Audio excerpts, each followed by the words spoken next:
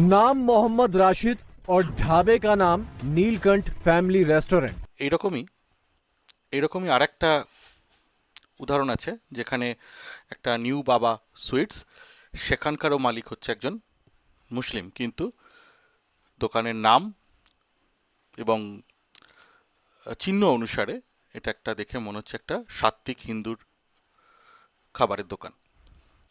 ঠিক একইভাবে নিউ গণপতি, গণপতি মানে গণেশ ট্যুরিস্ট ধাবা নাম্বার 1, এটারও মালিক হচ্ছে ওয়াসিম বলে একজন। এটা আগে এই ধাবাটার নাম ছিল বৈষ্ণব ধাবা, যেটা এখন পিকনিক পয়েন্ট হয়ে গেছে। এটারও মালিক হচ্ছে আদিল রাঠোর বলে একজন মুসলিম ভদ্রলোক। কিন্তু প্রশ্ন হচ্ছে যে আমাদের যারা হিন্দু আছে তাদেরকে এই মুসলিম ধাবা নিয়ে সমস্যাটা কোথায়? যে নাম থাকলে হিন্দু নামের ধাবাতে সমস্যাটা কোথায়? এটা তো পরিষ্কার বোঝাই যাচ্ছে যে মুসলিমরা ব্যবসার সুবিধার্থে হিন্দু নাম রাখে যাতে হিন্দু কাস্টমার পাওয়া যায়।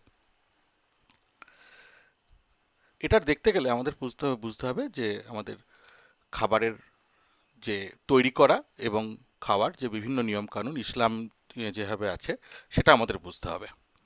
ইসলামে হালাল কথার অর্থ হচ্ছে যেটা পারমিসেবল, অর্থাৎ যেটা ইসলাম অনুমতি দেয়। তা কোরআনের 6 নম্বর সূরার 118 নম্বর আয়াতটাকে আমরা যদি দেখি, তাহলে সেখানে আছে, তোমরা এই আয়াতসমূহে ঈমানদার হলে যাতে আল্লাহর নাম নেওয়া হয়েছে তা থেকে খাও। অর্থাৎ খাবার তৈরির সময় আল্লাহর নাম করে তৈরি করতে হবে। তার পরের আয়াতটি আছে 6 নম্বর সূরার 119 নম্বর আয়াতে, যাতে আল্লাহর নাম নেওয়া হয়েছে তা থেকে খাবে না যা তোমাদের জন্য তিনি হারাম করেছেন, তা তিনি বিশদভাবেই তোমাদের কাছে বিবৃত করেছেন। কিন্তু এখানে একটা ব্যাপার আছে, যদি তারা অসুবিধা হয়, যে নিরুপায় হয়, তাহলে তারা খেতেই পারে। এরপরে 6 নম্বর সূরার 121 নম্বর আয়াতটাকে যদি দেখি, যে যাতে আল্লাহর নাম নেওয়া হয়নি তার কিছুই তোমরা খেও না এবং তা নিশ্চয়ই তা গর্হিত।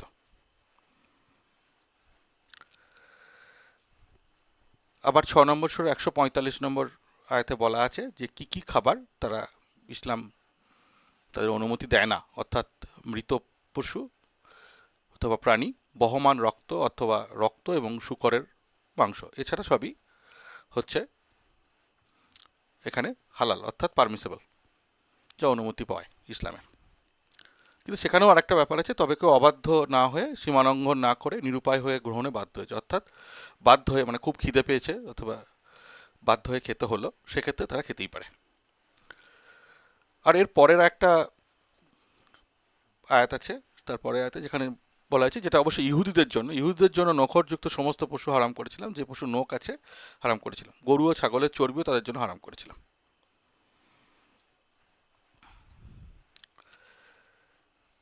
এখন প্রশ্ন হচ্ছে কোরআনের বাইরে কোরআন যা বলছে, ইসলামের মাত্র 20%, অর্থাৎ শতকরা 20 ভাগ মাত্র কোরআন থেকে আসে, বাকি সবই হাদিস এবং যে ফিকা অর্থাৎ শরিয়া গ্রন্থ থেকে আসে।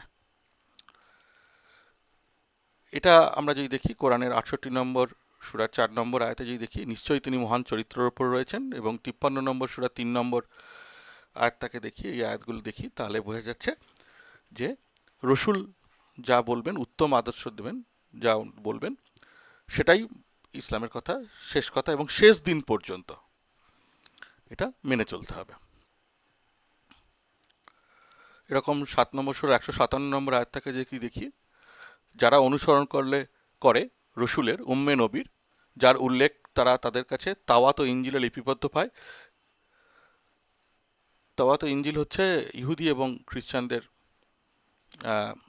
যে গ্রন্থ, সেখানে হচ্ছে আগের নবীদের, যিনি তাদের জন্য সৎ কাজের আদেশ দেন, অসৎ কাজ থেকে নিষেধ করেন, তাদের জন্য পবিত্র বস্তু হালাল করেন এবং অপবিত্র বস্তু হারাম করেন। অর্থাৎ রসুল যাকে হারাম করবেন সেটাই হারাম, এবং রসুল যাকে হালাল করবেন অর্থাৎ নবী যাকে হালাল করবে সেটাই হালাল অর্থাৎ পারমিসেবল।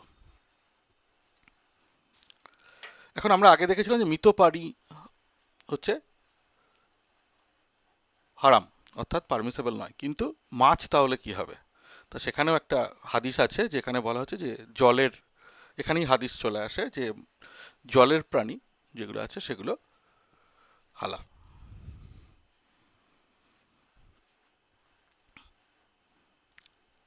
এখানে হালাল প্রাণী কোনগুলো?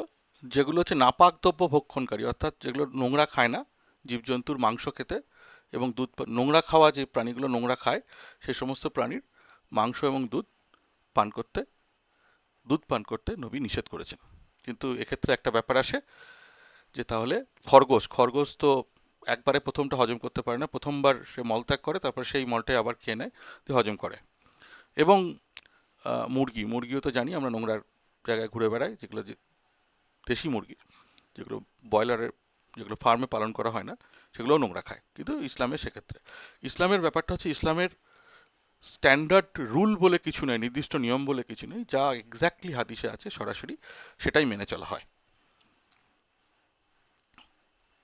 এখানে হালালের মধ্যে একটা জিনিস আছে যে এখানে ফড়িং, আমাদের যেটা, সেই ফড়িং কিন্তু ইসলামে হালাল, এবং নবী মোহাম্মদও এই ফড়িং খেতেন। গিরগিটি, আরবে যে গিরগিটি পাওয়া যায়, সেই গিরগিটি খাওয়াও কিন্তু ইসলামে হালালের মধ্যেই পড়ে। এটা বাংলায় দম লেখা আছে, কিন্তু আমরা যদি ইংরাজিটা দেখি সেখানে কিন্তু লিজার্ডই লেখা আছে। এটা আরবের মরুভূমির এক ধরনের গিরগিটি, সেই গিরগিটি কিন্তু খায় এবং হালাল। কিন্তু গিরগিটিরও নখ আছে। এখানে এখানে ছবিতে দেখতে পাচ্ছি যে গিরগিটির মাংস আরবের লোকেরা তৈরি করছে, গিরগিটি কেটে খাচ্ছে।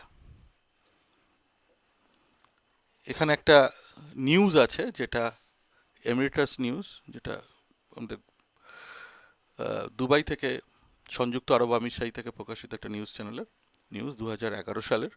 সেখানে দেখা যাচ্ছে এখানে একটা গিরগিটিকে বেঁধেছে এবং ওটাকে রান্না করে খাওয়ার জন্য তৈরি করছে।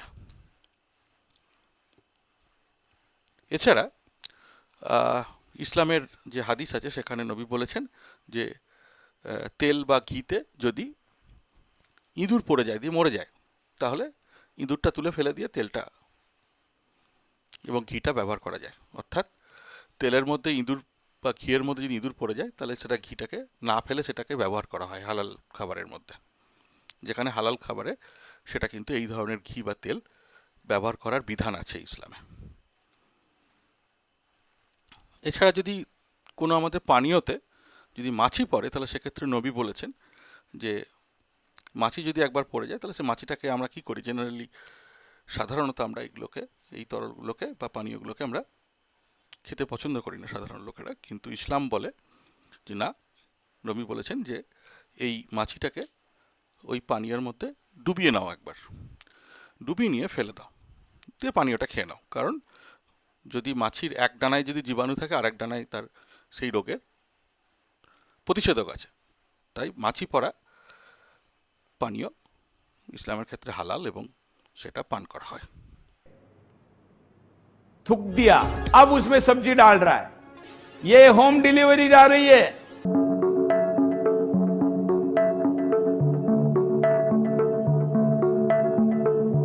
অবাক হলেন? না, এতে অবাক হওয়ার কিছু নেই। কারণ থুতু দিয়ে ময়দা মেখে সেটা দিয়ে রুটি তৈরি করা অথবা খাবারের মধ্যে থুতু দেওয়াটা, এটাও একটা ইসলামের সুন্নতের অংশ। এখানে একটা হাদিস আছে, যেটা আন্তর্জাতিক নাম্বার হচ্ছে 4102, শাহি বুখারির। সেখানে দেখা যাচ্ছে যে নবী মোহাম্মদ নিজেই বলছেন যে তোমরা একজনকে বাড়িতে তিনি খেতে গেছেন, সেখানে গিয়ে বলছেন যে না, তুমি আমার যতক্ষণ না আমি যাচ্ছি ততক্ষণ ধরে তুমি ওয়েট করবে, অপেক্ষা করবে। তারপর তিনি গেলেন এবং যে রুটি তৈরির জন্য যে ময়দা মাখা হচ্ছিল সেখানে তিনি থুতু মিশিয়ে দিলেন। তারপর তিনি যে মাংস যে পাত্রে রান্না হচ্ছিল সেখানেও থুতু মিশালেন। এবার দেখুন একজন মুফতি অথবা মৌলানা এই ব্যাপারে কি বলছেন। फूंक मारना ये गलत है, बिल्कुल ये हराम है हदीस में। बाद लोग अनपढ़ इतराज करते हैं, ये चाय है इसको ठंडा करने के लिए फूंका मारेंगे, तो ये गलत है। लेकिन दम करने के लिए ऐसे करना ये सुन्नत है। ठीक। তাই যারা অমুসলিম তারা যদি কখনো মুসলিম কোনো রেস্টুরেন্টে যদি খেতে যান, তাহলে এগুলো জেনেই যাবেন আশা করি। এবং যে সমস্ত মুসলিম রেস্টুরেন্ট আছে যেগুলো নাম থেকে বোঝা যায় না যে সেগুলো মুসলিম রেস্টুরেন্ট, সেগুলোতে অবশ্যই তাদের মালিকের অর্থাৎ ওনারের নাম অবশ্যই থাকা উচিত, এবং যাদের কর্মচারী আছে তাদের অবশ্যই নাম থাকা উচিত, যাতে যারা চায় না যে সমস্ত অমুসলিম এই ইসলামিক নিয়মে তৈরি খাবার দাবার খেতে, তারা যেন সেখান থেকে দূরে থাকতে পারে।